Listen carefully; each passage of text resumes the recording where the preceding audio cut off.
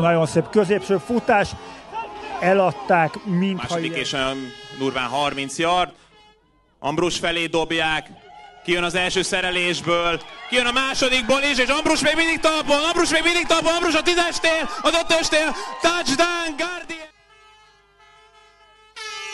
Előtt kapja újra a labdát, sebességből kivág, egy nagy ütközés. A testsúlyát, viszont nagyon szépen váltott irányt Ambrus.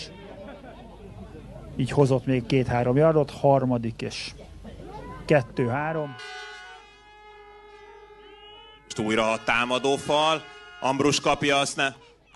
Ambrus még mindig talpon, és bent van! Ismét van egy fullback. Jobb oldalon, ahol tight end is van, kapja a labdát, arra indul, de nagyon szépen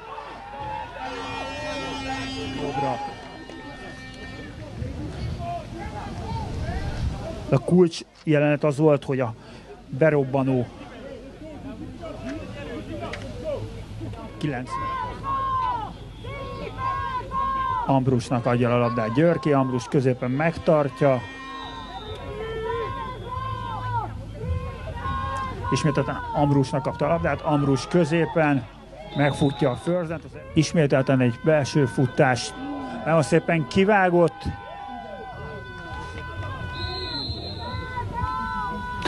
Nagyon szép középső futás, eladták, mintha ide... Ne lepődjünk meg, hogy a futásokkal nyit a Szeged. Ambrus vág ki, lejön egy kis szerelésről. Most mindenképpen többre kell majd a Guardians-től. Előtt kapja újra, előtt kiszabadul, és meg lesz az első kísérlet. Összesen harmadik és rövid. Előtt kapja meg, előtt kivág, ebből meg lesz az első kísérlet. Előtt még mindig talpon egy ugrás. Előtt kapja újra, előtt még mindig talpon. Előtt le fogja futni, és meg lesz a 10 yardos, tehát tudják levinni Ambrus. Gardi megint lenyújt egy féket.